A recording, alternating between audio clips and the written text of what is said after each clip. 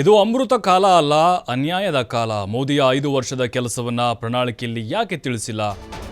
ಭಾರತೀಯ ಜನತಾ ಪಕ್ಷದ ಪ್ರಣಾಳಿಕೆಯಲ್ಲಿ ಟೊಳ್ಳು ಭರವಸೆಗಳೇ ತುಂಬಿದಾವೆ. ಅನ್ಯಾಯ ಕಾಲ ಇದು, ಅಮೃತ ಕಾಲ ಅಂತ ಹೇಳ್ತಾರೆ.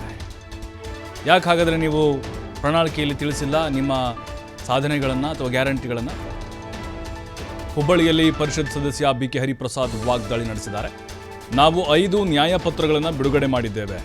ಮೋದಿಯವರು ಸಂವಿಧಾನ ಧರ್ಮ ಗ್ರಂಥ ಎಂದು ಜಾಹೀರಾತು ಕೊಟ್ಟಿದ್ದಾರೆ. ಮುಸ್ಲಿಂ ಸಮುದಾಯಕ್ಕೆ SC/ST ಮೀಸಲಾತಿ ಅಂತ ಹೇಳಿದ್ದಾರೆ. ಮೋದಿ 10 ವರ್ಷಗಳಲ್ಲಿ ಒಂದೇ ಒಂದು ಸತ್ಯವನ್ನ ಜನರಿಗೆ ಹೇಳಿಲ್ಲ. ಹುಬ್ಬಳ್ಳಿಯಲ್ಲಿ ಕಾಂಗ್ರೆಸ್ನ ಪರಿಷತ್ ಸದಸ್ಯ ಬಿ ಕೆ ಹರಿಪ್ರಸಾದ್ ವಾಗ್ದಾಳಿ ನಡೆಸಿದ್ದಾರೆ ಮೋದಿ ವಿರುದ್ಧ.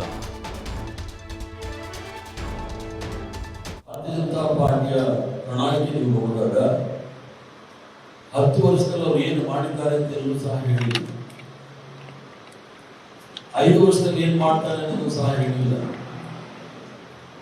2047ನೇ ಇಸ್ವಿನಲ್ಲಿ ಅಮೃತ್ ಕಾಲ್ ಅಂತ ಹೇಳಿ ಒಂದು ಘೋಷಣೆಯನ್ನು ಮಾಡಿದ್ದಾರೆ. ಅಖಿಲ ಭಾರತ ಕಾಂಗ್ರೆಸ್ ಸಮಿತಿ ಅಧ್ಯಕ್ಷರಾದ ಮಲ್ಲಿಕಾರ್ಜುನ ಖರ್ಗೆ ಸಾಹೇಬರು ಈ ಪ್ರಣಾಳಿಕೆಯನ್ನು ಬಿಡುಗಡೆ ಮಾಡಿದ್ದಾರೆ. ಈ ಪ್ರಣಾಳಿಕೆಯಲ್ಲಿ ನಾವು 5 ನ್ಯಾಯಪತ್ರವನ್ನು ಘೋಷಣೆ ಮಾಡಿದ್ದೀವಿ. ಅಂದ್ರೆ ಅಮೃತ್ ಕಾಲ್ ಅಲ್ಲ, ಇದು ಅನ್ಯಾಯದ ಕಾಲ ಅಂತ ಹೇಳಿ ಬಹಳ ಸ್ಪಷ್ಟವಾಗಿ ಕಾಂಗ್ರೆಸ್ ಪಕ್ಷ ಹೇಳಿ ಮುಂಚೆ ಬೀಳುತ್ತೆ. ಅಮೃತ್ ಕಾಲ ಅಂತ ಹೇಳಿ ಬರೀ ಚಂದ್ರಲೋಕ ತೋರಿಸ್ತಾ ಇದ್ದಾರೆ ವಿನಃ ಯಾವುದೇ ರೀತಿಯ ಸ್ಪಷ್ಟವಾದ ಕಾರ್ಯಕ್ರಮಗಳಿಂದ ಇರೋ ಸಂದರ್ಭದಲ್ಲಿ ನಾವು 5 ನ್ಯಾಯಪತ್ರವನ್ನು ಬಿಡುಗಡೆ ಮಾಡಿದ್ದೀವಿ. ಈ 5 ನ್ಯಾಯಪತ್ರದಲ್ಲಿ 25 ಅಂಶಗಳಿರ್ತಕ್ಕಂಥ ನ್ಯಾಯವನ್ನ ಈ ದೇಶದ 140 ಕೋಟಿ ಜನಗಳು ಸಹ ಕೊಡ್ತಕ್ಕಂಥ ವಿಚಾರವನ್ನು ನಾವು ತಿಳಿಸಿದ್ದೀವಿ.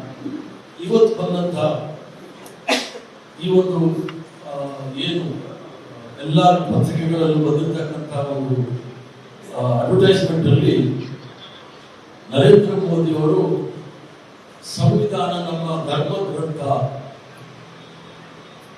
ಆ ಧರ್ಮ ಗ್ರಂಥದ ಅಂತ ಘೋಷಣೆ ಮಾಡಿ ಕೆಳಗಡೆ ಶೀರ್ಷಿಕೆಯಲ್ಲಿ ಯಾವುದೇ ಕಾರಣಕ್ಕೆ ಧರ್ಮದ ಆಧಾರದಲ್ಲಿ ಮುಸ್ಲಿಮರಿಗೆ ಮೀಸಲಾತಿ ನೀಡಲು ಸಂವಿಧಾನವನ್ನೇ ತಿದ್ದುಪಡಿ ಮಾಡಲು ಕಾಂಗ್ರೆಸ್ ಸಂಚು ರೂಪಿಸಿದೆ.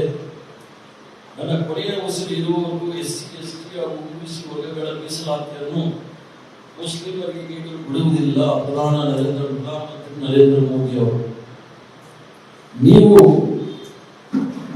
ಅವರ ಅಧಿಕಾರ 2014 ಸಹ ನೋಡಬಹುದು. 10 ವರ್ಷ ಆದ್ರೇನು ಸಹ